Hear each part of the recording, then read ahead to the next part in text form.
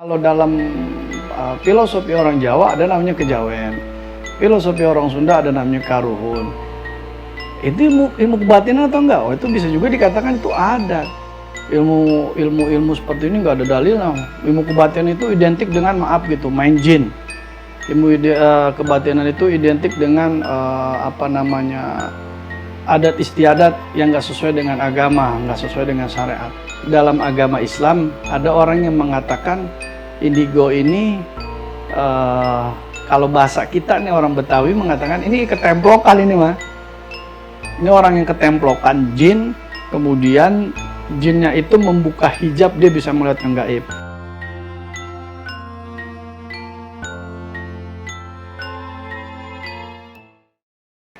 Bismillahirrahmanirrahim. Assalamualaikum warahmatullahi wabarakatuh. Waalaikumsalam warahmatullahi wabarakatuh. Jumpa dengan kami. Selamat malam teman-teman semua. Selamat datang di channel kami, di konten pertama kami. Izinkan kami memperkenalkan diri. Nama saya Khairul Syahril, bisa dipanggil Irul.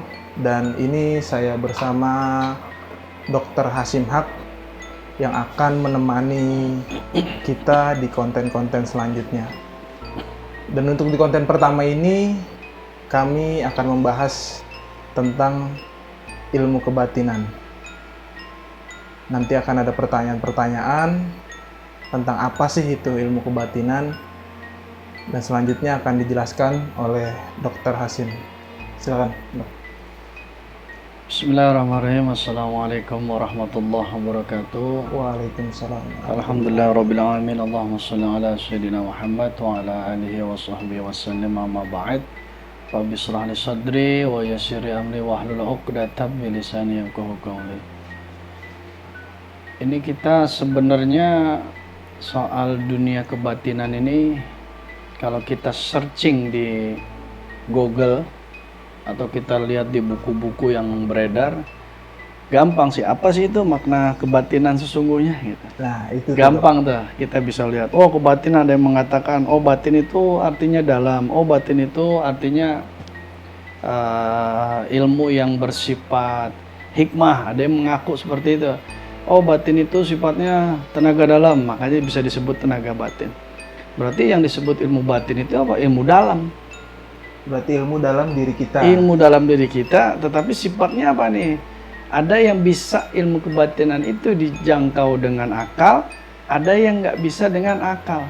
Sama seperti ketika begini, mungkin ketika belum ditemukannya kapal, pesawat terbang, orang menganggapnya oh itu nggak mungkin.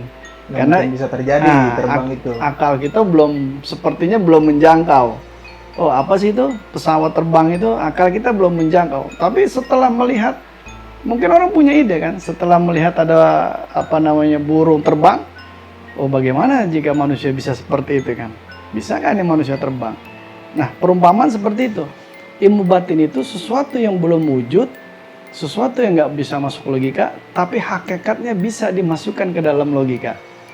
Tinggal penjabarannya seperti apa, gitu. Persepsi banyak orang. Nah, kalau kita mengambil secara dalil syariat, seperti nama Asmaul Husna, nama Allah. Salah satu 99 dari nama Allah adalah ya zohir ya batin. Nah, di situ tuh konteksnya. Yang zohir, yang batin, wa huwa ala kulli syai'in qadir, dan dia berkuasa atas tiap-tiap sesuatu. Jadi Allah menguasai yang sifatnya zohir dan menguasai yang sifatnya batin. Entah itu ilmu yang meliputi jasmani, ilmu yang meliputi rohani. Seperti itu. Berarti ilmu kebatinan ini nggak cuma ada di dalam agama Islam aja gitu? Nggak juga. Mungkin di agama lain nggak ada ilmu kebatinan disebutnya apa. Kalau dalam ilmu orang Jawa ada namanya kejawen, filosofi orang Sunda ada namanya karuhun. Itu ilmu kebatinan atau enggak? Oh, itu bisa juga dikatakan itu adat. Itu juga bisa dikatakan itu agama. Oh, bisa juga itu dikatakan budaya. Makanya itu jadi persepsi. Kebatinan itu sebetulnya apa? Ya ilmu yang sifatnya di dalam gitu lah. Yang nggak bisa dijangkau dengan akal dan pikiran. Oh, kalau nggak bisa dijangkau dengan akal pikiran berarti nggak ada. Siapa bilang nggak ada? Zat Allah itu wujudnya seperti apa? Nggak bisa dijangkau dengan pikiran. Tapi Allah itu ada. Jadi segala sesuatu yang sifatnya tidak bisa dijangkau dengan akal dan pikiran, belum tentu itu nggak ada.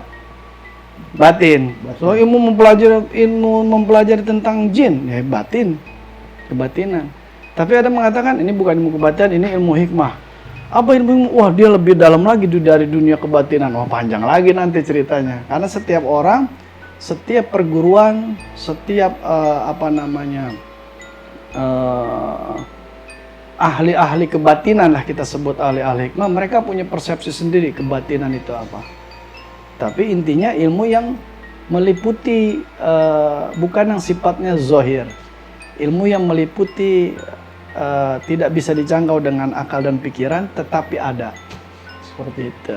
Berarti kalau orang-orang yang mempelajari ilmu kebatinan ini, Dok, itu apakah bisa memang dipelajari atau dia melalui turunan itu dari orang tersebut gitu? Ada yang bisa dipelajari, ada yang memang dia bakat dari keturunan, dari nasab keturunan. Jadi ilmu itu ada dua. Ada yang berdasarkan nasab keturunan, ada yang berdasarkan nasab keilmuan. Semisalnya dia belajar dengan seseorang yang mempunyai nasab dari ilmu kebatinan tersebut. Atau semisalkan dia memang benar-benar ada bakat dari keturunan. Nah, ini kita menggalinya lebih dalam. Karena di dalam syariat banyak orang bertentangan dengan itu. Wah, ini nggak ada dalilnya nih. Ilmu seperti ini nggak ada dalilnya. Ilmu kebatinan itu identik dengan main jin. Ilmu kebatinan itu identik dengan adat istiadat yang nggak sesuai dengan agama, nggak sesuai dengan syariat. Banyak pertentangan. Padahal kalau kita bisa menarik benangnya, ketemu di agama kita juga diajarkan kebatinan. Kalau enggak, percuma dong. Ada nama Allah mengatakan ya zahira batin wa huwa ala kulli syai'in qadir. Begitu. Oh, berarti setiap orang itu pasti bisa mempelajari kebatinan. Bisa mempelajari, tapi setiap orang mempunyai takarannya masing-masing. Contoh seperti kita sama-sama kita belajar ilmu yang sifatnya ilmu dunia, matematika. Kan nggak semuanya satu ruangan satu kelas itu bisa pintar kan? Bisa pintar matematika. Bisa pintar matematika. Gitu ya? Sama seperti kebatinan. Nggak semua orang yang mempelajari ilmu kebatinan itu tanda kutip dia bisa jadi melihat hal-hal yang gaib, mempunyai firasat yang lebih tajam. Nggak semua. Gitu. Tapi kalau dari sisi keturunan itu, apakah itu bisa disebut dengan indigo atau? Nah, ini dia. Ini begini nih. Kalau soal indigo, di perspektif dalam agama Islam, ada orang yang mengatakan indigo ini, kalau bahasa kita nih orang Betawi mengatakan ini ketemplokan ini mah.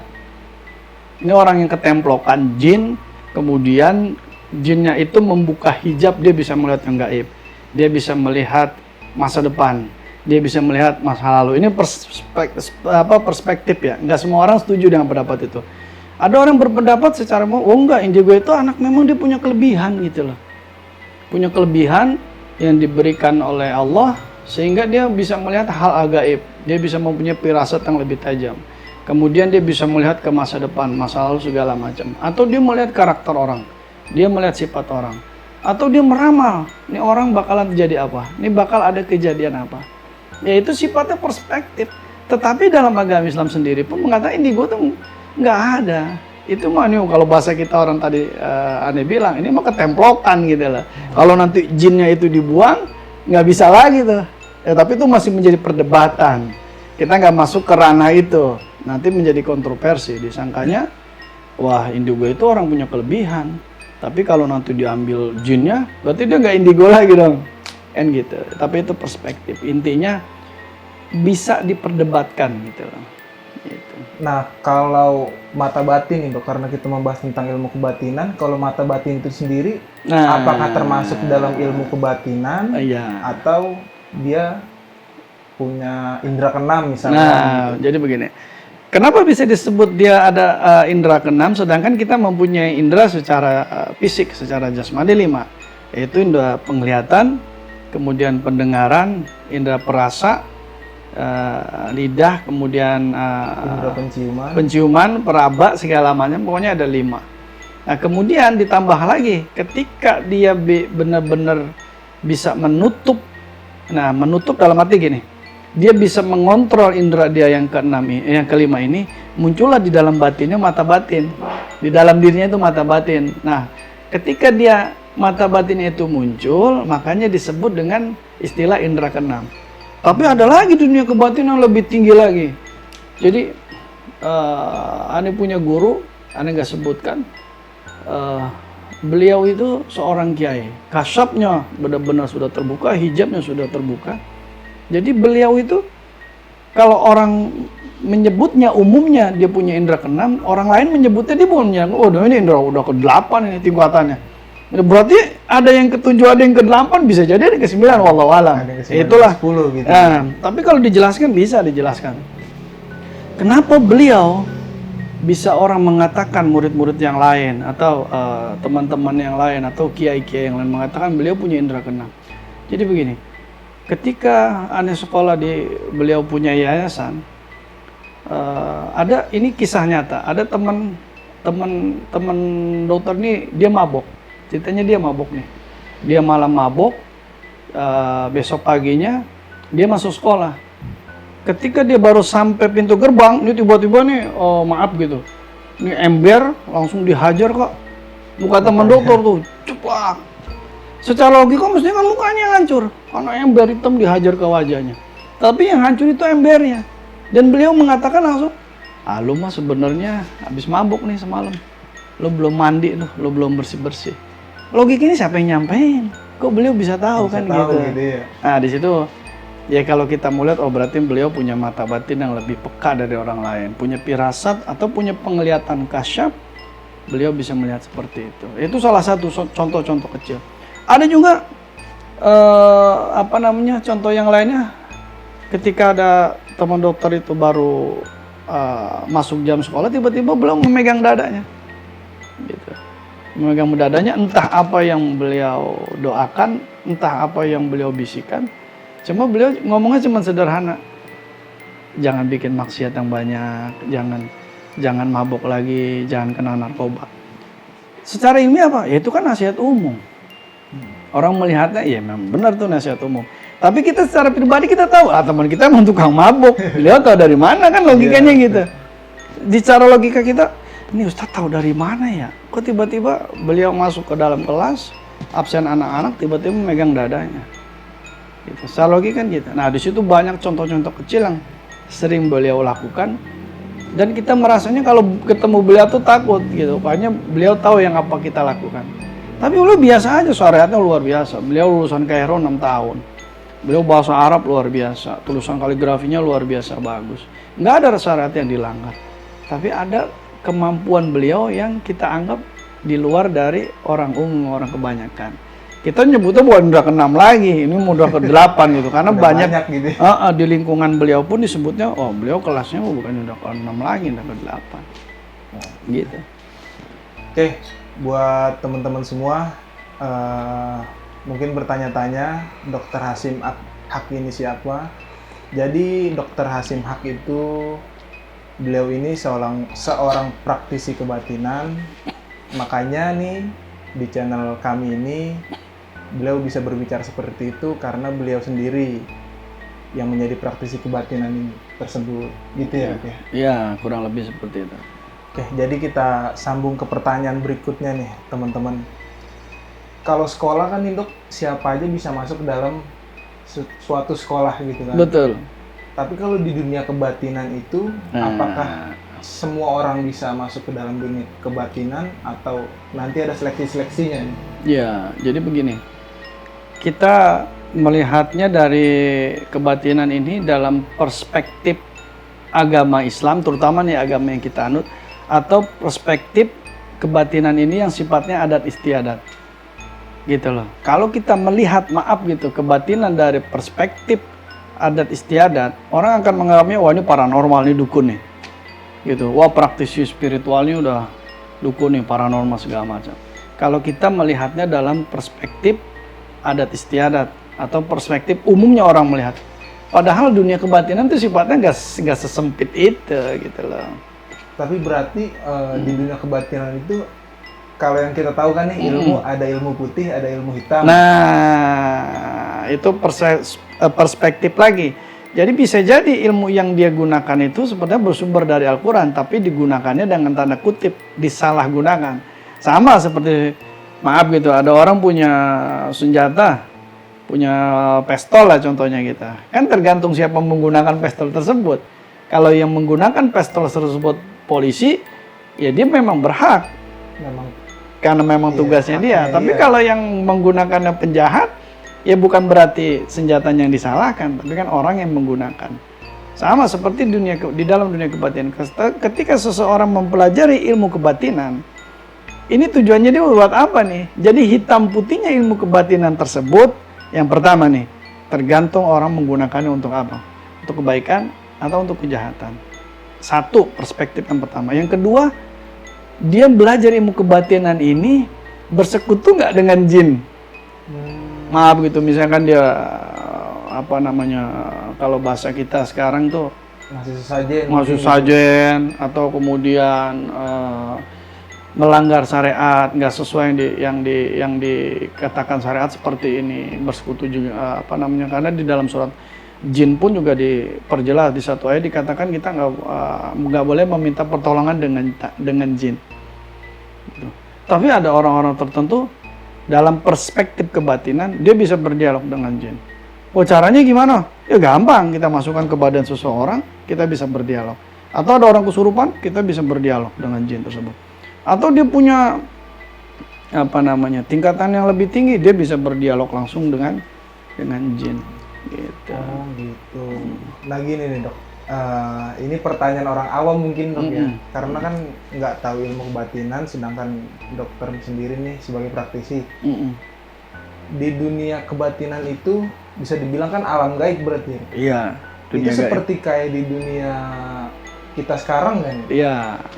Jadi begini, ada buku-buku literatur tentang kebatinan. Jadi di buku tersebut, Anda pernah baca. Di buku tersebut, aneh nggak sebutan karangan siapa. Di buku tersebut dikatakan dunia kebatinan, dunia gaib itu, dunia batin itu tidak seperti alam nyata kita. Ada matahari, ada bulan segala macam. Jadi dunia batin itu dia berbeda. Suasana alamnya seperti suasana alam kita di dunia nyata. Kalau di dunia nyata ini kan pagi, siang, sore matahari, terus kemudian sore menjelang malam bulan. Kalau di sana, di dalam buku tersebut disebutkan, kalau di sana itu nggak ada seperti malam, nggak ada seperti siang. Jadi ketika kita masuk ke alam jin, kita nggak bisa menyaksikan mana itu matahari, mana itu bulan. Nggak ada di situ. Udah hawanya itu seperti gelap. Seperti kita masuk ke hutan lah. Hutan itu kita masuk, misalkan ada hutan yang rindang. Kita nggak tahu itu nih hutan ini kondisinya malam apa siang apa sore, kita nggak tahu. Gitu. Kondisinya apa ya kalau bahasa ini, temaram atau apa ya gitu, atau mungkin layung-layung gimana? Iya, melayung-layung begitu. Itu tapi perspektif di dalam buku tersebut. Mungkin ada orang mengatakan, oh dunia gaib gak seperti itu. Ya ada sih, Ane punya pengalaman sendiri masuk ke alam gaib itu seperti apa. Mungkin ditahan dulu. Ya, tapi itu nantilah. Teman-teman yang penasaran, nanti kita dengar ceritanya. Sama ini paling dok, saya mau nanya lagi tuh, kan ilmu kebatinan itu bisa dipelajari. Bisa. Dan itu kira-kira berapa lama tuh kita untuk mempelajari dan bisa dikatakan ahli dalam kebatinan? Jadi gini, sama seperti kita belajar dari TK, SD, madrasah, SMP, MTS atau aliyah atau SMA, itu punya tingkatannya masing-masing. Ada orang yang maaf gitu, dia lebih pintar misalkan dari kawan ini, mungkin IQ-nya lebih tinggi, dia jenius segala macam. Kan ada memang orang-orang seperti itu yang tiba-tiba belajar SMP, madrasah, SD, tapi lebih pintar, langsung naik ke sekolah sekolah yang lebih tinggi. Sama, gitu. Iya, dunia kebatinan pun juga sama. Mereka punya tingkatan kelas masing-masing. Ada yang kelasnya masih kelas TK, masih kelas TK, baru bisanya cuma begini-begini segala macam. Jadi tingkatan-tingkatan di dalam kebatinan itu tidak seperti tingkatan-tingkatan yang ada di dunia nyata. SD ada ijazahnya, SMP ada ijazahnya, SMA ada ijazahnya. Kebatinan nggak seperti itu. Ketika dia belajar dengan seorang guru, belajar ya dengan guru nih, bukan belajar di buku, internet tanpa guru. Bagaimana dia tahu dia bisa dalam tanda kutip, oh dia ahli kebatinan, kalau bukan gurunya yang mengatakan. Dan benar nggak gurunya itu sudah teruji? Dalam arti benar nggak gurunya ahli kebatinan atau dia ngaku-ngaku ahli kebatinan? Berarti itu semua juga ada yang uji Nah iya, melalui proses bertahun-tahun, kemudian benar-benar dalam praktek sehari-hari masyarakat mengakui nggak, benar nggak nih orang ahli kebatinan, atau dia sekedar dukun ngaku-ngaku aja, kan bisa jadi. Karena memang dunia seperti ini nih, dunia yang tadi nggak masuk akal, walaupun sebenarnya bisa kita implementasikan secara akal dan pikiran. Gitu. Sama ini paling Dok, mungkin teman-teman di sini juga penasaran. Banyak nih kan orang yang belajar ilmu kebatinan, terus dia kalau orang Betawi bilang epleng gitu. Nah itu benar-benar. Itu gimana tuh Dok? Iya sama gini, kita sekolah, kita belajar matematika. Kan ada yang pintar, ada yang enggak. Ada yang pintar ngitung, ada yang pintar nyontek, ada yang pintarnya cuma perkalian dari 1 sampai 3. Ada yang bisa perkalian sampai 100. Kan ada tipenya. Jangan dipaksain. Seorang guru nih, dia perumpamaan nih kita di dalam kelas. Seorang guru tiba-tiba ada muridnya yang lebih pintar dari yang. Nah, murid yang lain harus dipaksakan gitu. Lu harus sama nih kayak dia. Ya pengen A. Ya nggak bakal bisa gitu loh. Jadi kalau dipaksain itu nggak boleh. Iya nggak bisa. Apalagi dunia kebatinan yang sifatnya nggak bisa kita jabarkan segampang itu berdasarkan akal pikiran kita. Gitu. Sama ini Dok. Tadi kan dokter bilang ilmu kebatinan itu tergantung dengan siapa yang belajarnya nih. Nah, siapa yang praktisinya. Berarti betul. Di situ kan jin itu sifatnya netral dong berarti. Betul, bisa. Oh, berarti jin itu sifatnya netral, jadi tergantung apa nih yang disuruhnya untuk gitu. Nah, itu kalau dia sudah begini. Jadi kalau di dalam dunia kebatinan itu memang secara hakikat penciptaan manusia itu lebih sempurna daripada jin. Karena secara akal pikiran Allah sudah menyempurnakannya. Makanya Allah mengatakan, tetapi itu secara ini ya. Di dalam Al-Quran dikatakan, wa ma khalaqtul jinna wal insa illa liya'budun. Tidaklah aku ciptakan jin dan manusia untuk beribadah kepadaku. Bukan untuk kita suruh-suruh. Mentang-mentang jin, contohnya seperti ini. Ketika Allah memerintahkan iblis itu kan dari golongan jin, untuk bersujud kepada Nabi Adam, bukan berarti karena Adam lebih superior dari jin, bukan. Tapi Allah perintahkan itu karena Allah memberikan ilmu yang nggak dimiliki dengan makhluk-makhluk yang lain, yang nggak dimiliki kepada para malaikat, yang nggak dimiliki kepada golongan-golongan jin, sehingga Allah memerintahkan jin itu untuk bersujud kepada iblis, itu bersujud kepada Nabi Adam. Jadi perintah sujud itu bukan berarti Adam lebih superior, tenaganya lebih kuat, pukulannya lebih hebat, tapi ada ilmu-ilmu yang nggak dimiliki makhluk lain kecuali Nabi Adam. Jadi secara logika Adam itu disempurnakan, manusia itu disempurnakan lebih sempurna dari makhluk jin secara akal dan pikiran. Gitu. Tapi kalau secara zat berbeda. Kita secara zat dibuat dari tanah. Kalau jin kan dibuat dari api. Makanya kata jin, aku nggak mau sujud kepada Nabi Adam karena zat penciptaanku lebih sempurna dari Adam. Aku terbuat dari api. Ya api kan bisa mengecil, bisa membesar, bisa nggak bisa kita pegang, tapi kita bisa merasakan. Tapi kalau kita kan tanah begini ditabok berasa gitu. Kan gitu. Wajar ketika iblis mengatakan, wah aku lebih penciptaanku lebih sempurna, zatku lebih sempurna dari Nabi Adam. Begitu. Nah, dari tadi kan kita udah ngebahas nih tentang apa itu ilmu kebatinan, ya kan. Terus kebatinan itu didapatkan secara turunan atau belajar gitu. Saya mau nanya lagi nih Dok. Dalam ilmu kebatinan itu ada nggak sih kategori-kategorinya untuk kita bisa cepat dalam ilmu kebatinan gitu? Nah, jadi begini, sama yang balik lagi, sama seperti perumpamannya di alam nyata. Tergantung bakat seseorang. Tergantung satu bakat. Tetapi bakat itu bisa dimunculkan ketika dia sungguh-sungguh belajar. Gitu. Ada orang yang memang pinter gitu loh. Ketika dikasih tahu, dibacakan sekali dia langsung hafal. Tapi ada juga orang yang mesti berkali-kali dia baca sampai 40 kali dia baru hafal. Terus poinnya kan bukan itu. Poinnya itu kan dia berproses. Yang satu prosesnya singkat, sekali dengar langsung hafal. Yang satu prosesnya mesti lama dia baru hafal. Tapi kan hasilnya sama. Baru berkali-kali. Iya. Nah perbedaannya memang ada orang yang berbakat, ada orang yang tidak berbakat. Tetapi yang kita harus garis bawahi, berbakat itu bisa didapatkan, bisa diciptakan ketika dia sungguh-sungguh belajar. Gitu. Jadi kalau dia belajar bersungguh-sungguh, kalaupun dia yang satu berbakat, bisa kesusul juga sama orang yang belajar sungguh-sungguh. Dan yang harus digarisbawahi lagi, mesti berguru, mesti punya guru. Dan kita tahu nasab guru-guru kita seperti apa. Jadi nggak sesat. Jadi gitu teman-teman, kalau kita mau belajar, kita juga harus punya guru, nggak cuma sekedar baca di buku, nggak di internet langsung dipraktekin, nggak gitu ya dok ya? Betul, mesti ada gurunya, wajib hukumnya berguru tuh wajib. Wajib hukumnya pun kita tahu nasab dari keturunan dari guru-guru kita.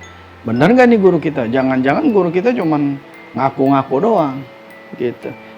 Yang kemudian yang kedua, kadang-kadang murid ngetes guru, ya boleh silahkan aja. Kalau memang dia punya ilmu ya dia akan tunjukkan, kan selesai begitu. Daripada kan sekarang zaman sekarang ini banyak orang yang ngaku-ngaku bisa. Iya. Padahal sebetulnya nggak bisa. Nah gitu. Cuma pengen dianggap. Nah pengen viral, pengen ngetop, gitu kan. Bikin settingan-settingan segala macam. Pengen bisa dibilang maaf gitu praktisi spiritual. Kok bangga menjadi praktisi spiritual? Padahal maaf gitu gelar tersebut bukan kita yang pengen, tapi masyarakat yang bikin. Masyarakat yang mengakui, sama seperti gelar ustadz, gelar kiai, masyarakat yang bikin. Kecuali memang dia pernah mukim di satu tempat, tiba-tiba turun gunung, perintah gurunya suruh ngajar, tapi kan jelas ada pesantrennya. Iya. Kemudian jelas ada sekolahnya, ada fakultasnya. Dunia kebatinan siapa yang mau bikin fakultasnya kan gitu. Nanti yang belajar jin semua. Nah iya. Nah mungkin terakhir nih dok, apa nasihatnya nih untuk mungkin di sini teman-teman ada yang lagi belajar ilmu kebatinan atau mau coba-coba belajar ilmu kebatinan, apa nih nasihatnya nih untuk yang pertama gini, teman-teman yang mau belajar ilmu kebatinan? Tujuan kita apa? Kalau dalam Islam dikatakan innamal a'malu binniyat. Segala amal itu tergantung dengan niat. Kita niat kita awalnya apa dulu nih? Kita belajar kebatinan ini niatnya kita buat keren-kerenan, gue pengen ngeliat setan, mau jin, wah ribet banget, gak usah belajar kebatinan kalau kayak gitu mah. Kalau kita pengen ngeliat jin, ngeliat setan, ngapain belajar kebatinan?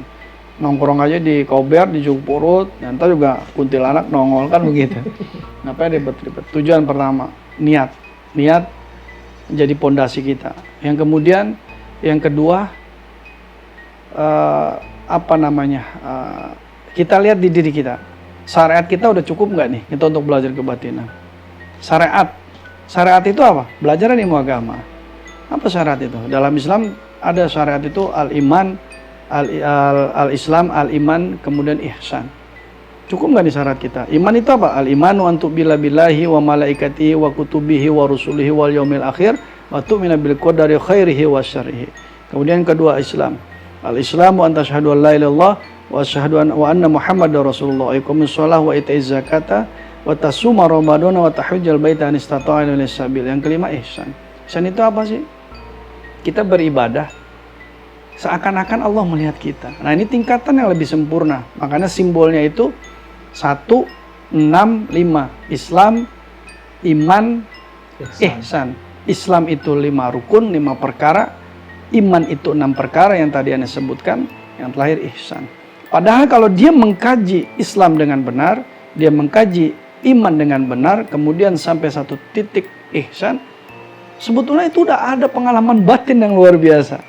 Bagaimana cara sholat yang baik, bagaimana cara wudhu yang baik, bagaimana cara baca Al-Quran yang baik.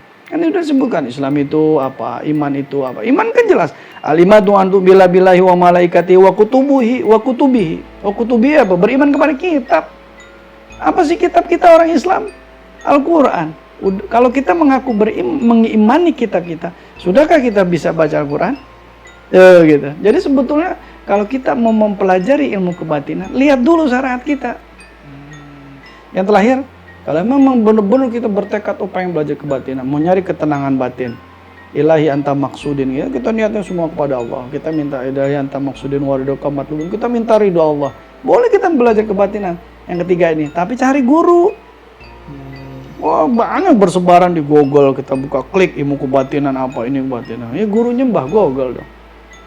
Gitu loh. Emang guru Mbah Google ini paling ngetop karena bercahaya kan dia. Iya, betul. Terang gitu. Terang dari layar HP kita Iya. gitu. Ya, itu tadi simpelnya niat tujuannya kita, kemudian periksa syariat kita, kemudian kita jelas kita punya guru seperti apa. Gitu. Ini guru benar-benar ahli hikmah, ahli kebatinan, atau dukun yang berkedok alim ulama, yang berkedok ustadz kiai. Karena sekarang maaf gitu, banyak yang begitu kan, pakaian gamis, pakaian bersorban, ngaku ahli kebatinan, ngaku juga ustadz, ngaku juga kiai, ngaku ulama. Gitu. Padahal syariatnya wallahu alam. Gitu. Nah, gitu jadi teman-teman, konten pertama kita, konten pertama kami di sini membahas tentang apa sih itu ilmu kebatinan yang tadi sudah dijabarkan panjang dan lebar oleh Dr. Hasyim Haq. Dan juga tadi diinget-inget lagi buat teman-teman kalau mau belajar ilmu kebatinan ada 3 nasihat. Yang pertama, perhatikan tujuan, niatnya diperhatikan. Yang kedua, Periksa syariatnya diperhatikan. Dan yang ketiga, cari guru yang benar-benar memang ahli dalam kebatinan gitu ya. Nah. Mau ada lagi disampaikan? Udah cukup, Dokter? cukup. Ya mungkin itu aja teman-teman. Jangan lupa dukung channel kami dengan cara subscribe, like, share, and comment untuk membangun channel kami. Amin, insyaallah. Dari kami cukup sekian. Wabillahi taufiq wal hidayah. Wassalamualaikum warahmatullahi wabarakatuh. Waalaikumsalam warahmatullahi wabarakatuh.